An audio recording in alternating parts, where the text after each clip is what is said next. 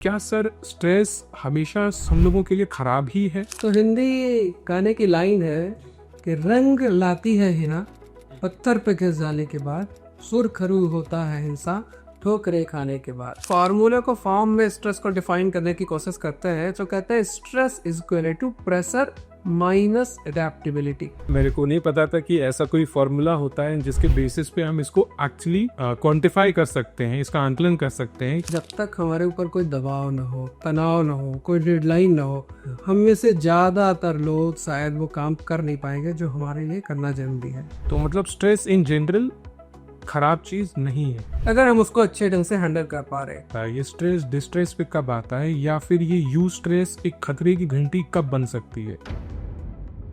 नमस्कार दोस्तों, मेरा नाम है विनायक कात्यायन और मैं एक प्रैक्टिसिंग क्लिनिकल साइकोलॉजिस्ट हूँ।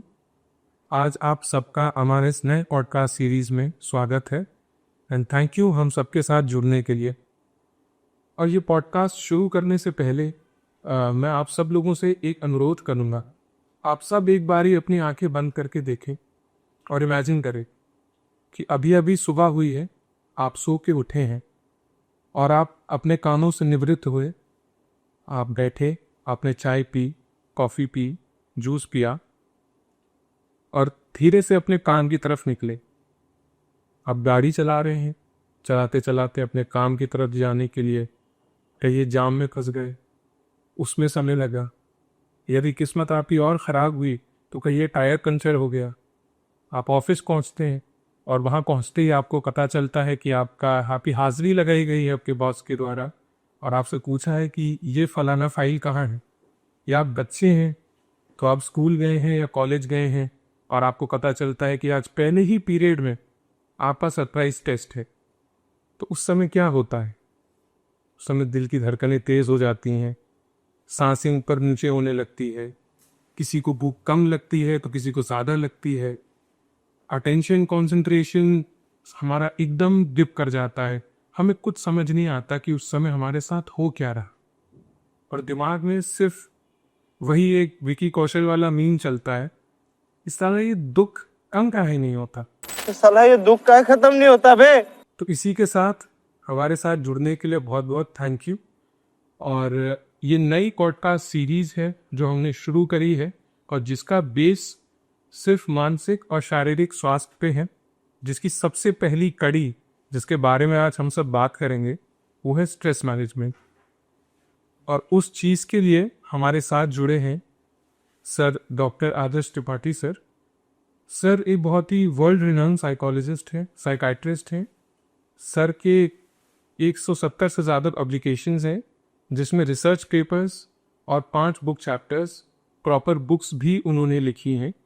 सर इंडियन साइकाइट्रिक एसोसिएशन और वर्ल्ड साइकाइट्रिक एसोसिएशन से भी जुड़े हुए हैं, उसमें काफ़ी इम्पॉर्टेंट पोजीशंस पे सर ने अपना रोल अदा करा है। सर एक हार्डकोर रिसर्चर हैं जिनका डोमेन सारी न्यूरोटिक कंडीशन जैसे हमारी डिप्रेशन, एंजाइटी, ओसीडी से लेके सेक्सुअल हेल्थ तक हर एक चीज़ में सर की रिसर्च पेपर्स हैं और सर ने सब पे प्रैक्टिस करी है। सर को 20 साल से ज़्यादा का अनुभव है इस फील्ड में, इसीलिए सर आज हमारे साथ जुड़े हैं और इस पूरे स्ट्रेस मैनेजमेंट जो कि बहुत बड़ा टॉपिक है उस पर अपनी एक्सपर्ट ओपिनियन देने के लिए हमारे साथ हैं। Sir thank you so much अपने इस बिजी शेड्यूल में से थोड़ा सा समय हम लोग को देने के लिए। थैंक यू विनायक, इस इंटरेस्टिंग पॉडकास्ट में मेरे साथ जुड़ने के लिए। हम लोग आज स्ट्रेस, जैसे आप कह रहे हैं, उस पर बात कर रहे हैं। और स्ट्रेस आज के दुनिया की इतनी बड़ी रियलिटी हो गई है कि शायद ही हमारा कोई दिन या कोई घंटा ऐसे बीतता हो जब हम स्ट्रेस का रेफरेंस न लेते अपनी बात में। बच्चे से लेके बूढ़े तक हर इंसान हर थोड़ी देर में बोलता है बहुत स्ट्रेस है लाइफ में। तो हम जब यहाँ आज बात कर रहे हैं, हम इसको वैज्ञानिक दृष्टिकोण से समझने की, जानने की कोशिश करेंगे और साथ में ये भी समझेंगे कि हम क्या कर सकते हैं अपनी रोजमर्रा की जिंदगी में इन चीज़ों को बेहतर करने के लिए। तो जैसे आप कह रहे थे कि सबसे पहले जानना चाहते हैं कि स्ट्रेस है क्या, तो हम इसको साइंटिफिकली डिफाइन करते हैं कि जैसे जब हम वैज्ञानिक दृष्टिकोण से स्ट्रेस की बात करते हैं तो देखिए इसको ये समझना है कि जब भी हमारे ऊपर कुछ कामों का बोझ पड़ता है तो हम उससे कोप अप करने की, निपटने की कोशिश करते हैं। और अगर कभी भी हमें लगे कि हम कोप अप अच्छे ढंग से नहीं कर पा रहे या फिर हमारी सुरक्षा को किसी तरह का खतरा हो रहा है, हमारी सेल्फ एस्टीम को, हमारी पोजीशन को, हमारी फाइनेंशियल पोजीशन को अगर इस किसी तरह का खतरे का एहसास हो तो ऐसे में इंसान स्ट्रेस महसूस करता है। हम लोग साइंस वाले लोग जो है फार्मूलों के बड़े शौकीन हैं। जी सर। तो देखिए अक्सर हम लोग जब फार्मूले को फॉर्म में स्ट्रेस को डिफाइन करने की कोशिश करते हैं तो कहते हैं stress is equal to pressure minus adaptability. अब मतलब क्या हुआ इसका कि प्रेशर मतलब वो दबाव जो हमारे ऊपर डाला जा रहा है काम का, उम्मीदों का, और अडेप्टेबिलिटी जो हमारी क्षमता है, जो हम उस परिस्थिति में काम कर सकते हैं, हमारा आकलन है उस क्षमता का, कितनी क्षमता है हमारी। अगर उन दोनों के बीच में पर्याप्त संतुलन है तब फिर इंसान उस परिस्थिति में अच्छे ढंग से काम कर पाता है। लेकिन अगर ये संतुलन बिगड़ गया तब फिर इंसान स्ट्रेस, तनाव, टेंशन महसूस करने लग जाता है। आई होप कि एक छोटी सी डेफिनेशन शायद क्लियर कर पा रही है कि हम लोग साइंटिफिकली इस बात को कैसे एक्सप्लेन करते हैं।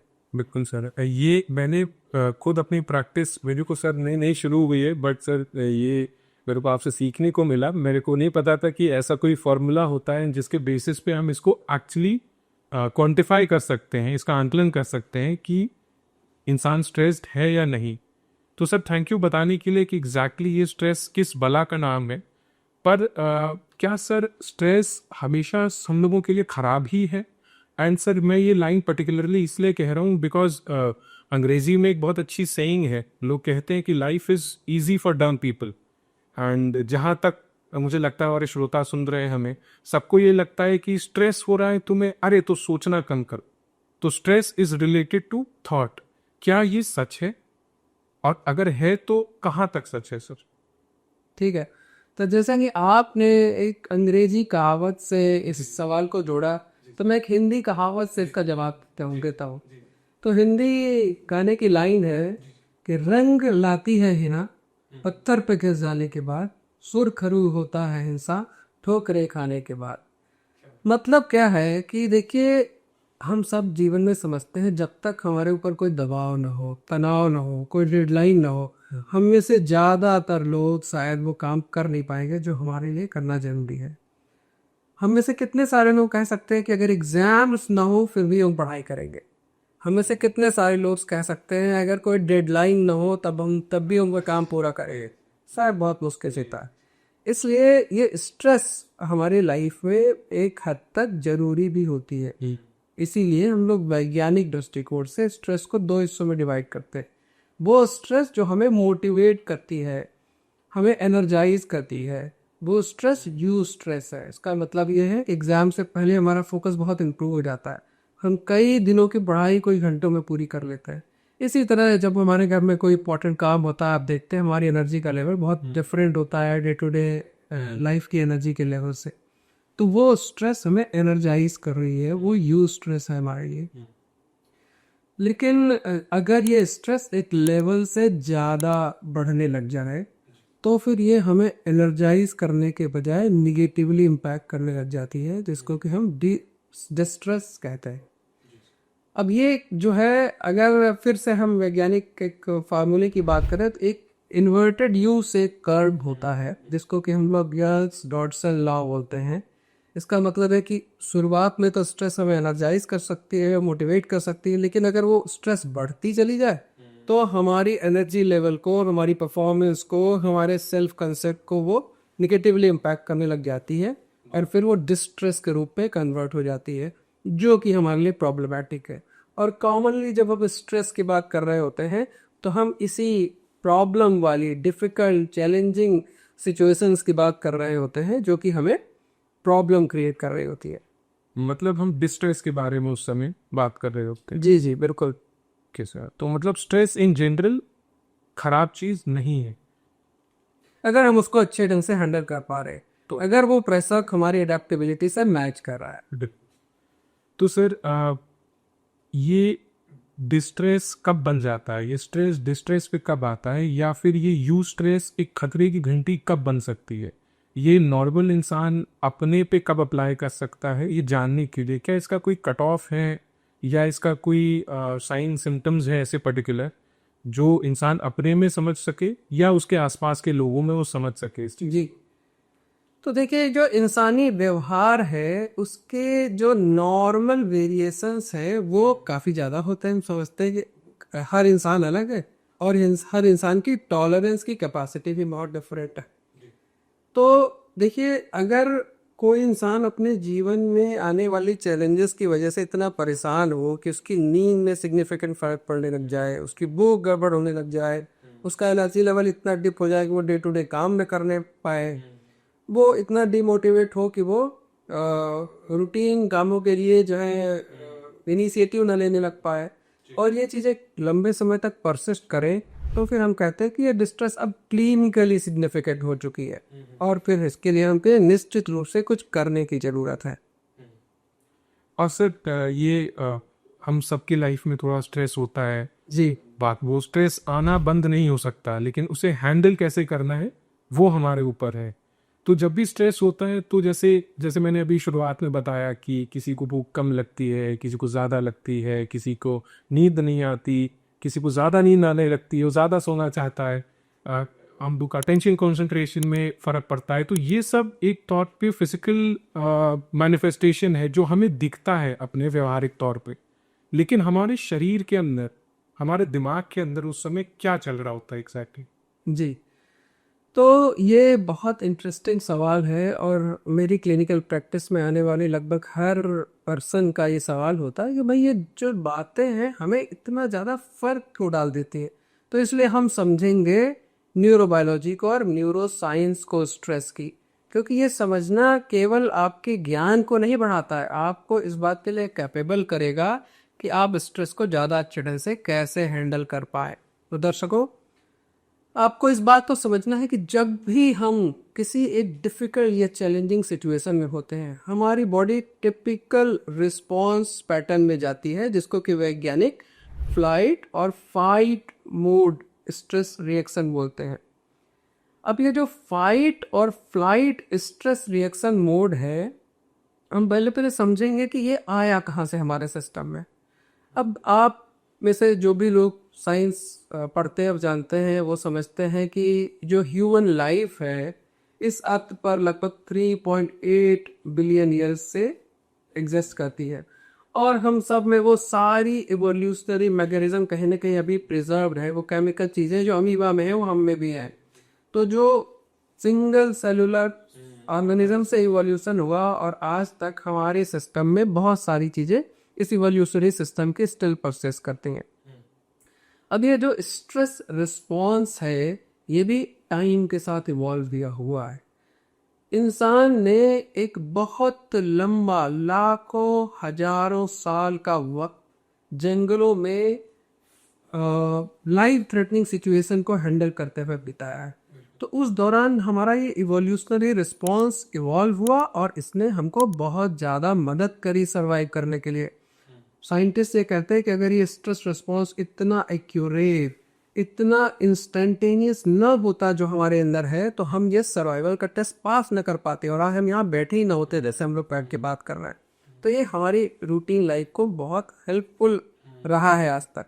लेकिन अब जिंदगी बदल गई, अब हम जंगलों में नहीं रह रहे, अब हम रह रहे हैं अर्बन फॉरेस्ट में, जहाँ पर हम सर्वाइवल के लिए वैसी लड़ाई नहीं लड़ रहे हैं, दूसरी तरह की सर्वाइवल की लड़ाई जरूर लड़ रहे हैं, लेकिन सर्वाइवल के लिए मरो या मारो वाली लड़ाई शायद ही रेयरली किसी का इस तरह की चीज़ों से सामना हो रहा हो।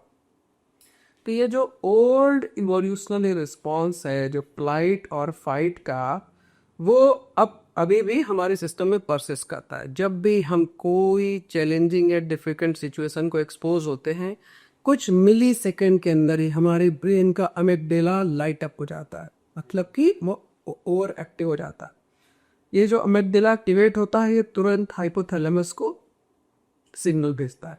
हाइपोथैलेमस के एक्टिवेट होते ही हमारा सिंपैथेटिक नर्वस सिस्टम एक्टिवेट होने लग जाता है। जैसे कि हमारे जो साइंस जानने वाले दर्शक जानते होंगे कि हमारा नर्वस सिस्टम जो ऑटोनोमिक नर्वस सिस्टम है वो लार्जली सिंपैथेटिक और पैरासिम्पैथेटिक इन दो भागों से मिलकर बना है। जैसे ही हमारा सिंपैथेटिक नर्वस सिस्टम एक्टिवेट होता है, इमीडिएटली हमारे शरीर में बहुत सारे चेंजेस आने लग जाते हैं। जैसे कि हमारी हार्ट रेट बढ़ने लग जाती है, हमारी सांसों की गति बढ़ने लग जाती है, इरेगुलर होने लग जाती है, हमारा पेट में अजीब तरीके के चेंजेस होने लग जाते हैं क्योंकि हमारी गैस्ट्रिक मोटिलिटी चेंज हो जाती है, हमारे ब्लड के सर्कुलेशन के पैटर्न चेंज होने लग जाते हैं, हमारी मसल्स की टेंशन बढ़ जा रही होती है। क्योंकि हमने क्या बात करी, हमारे स्ट्रेस का रिस्पॉन्स है फाइट और फ्लाइट। हमारा शरीर उस समय लड़ने या भागने के लिए तैयार हो रहा है।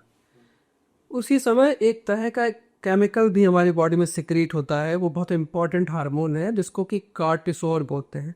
ये कॉर्टिसोल हार्मोन नॉर्मली स्ट्रेस में हमारे लिए बहुत हेल्पफुल होता है, लेकिन जिस तरह की स्ट्रेस आजकल के युग के इंसान एक्सपीरियंस कर रहे हैं, जब कॉर्टिसोल ज़्यादा हमारे शरीर में हो जाता है तो ये एक तरीके के टॉक्सिन का काम करने लग जाता है।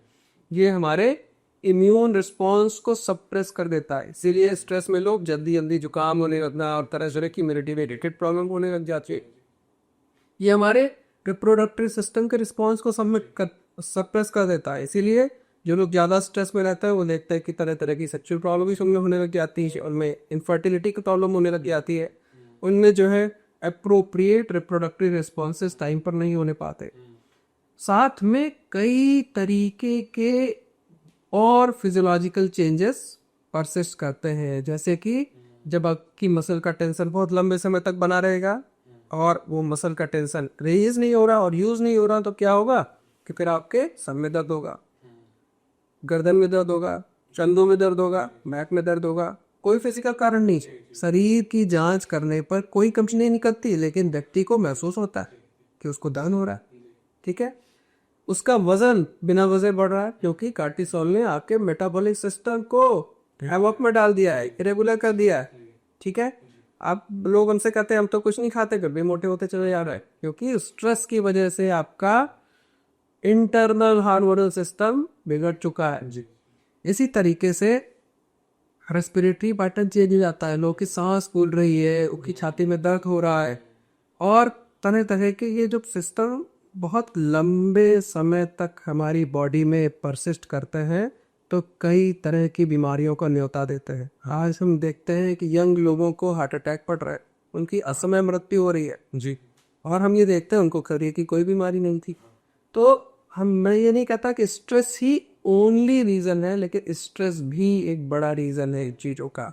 ठीक है, ये आपको हार्ट की बीमारियों का खतरा बनते आ रहा है, यंग लोगों को ब्लड प्रेशर की बीमारियां हो जा रही है, डायबिटीज हो जा रहा है जी, और तरह की क्रॉनिक इलनेस है जो कि ओल्ड एज से एसोसिएट करी जाती थी, वो आज के नवयुवक उसकी चपेट में आते जा रहे।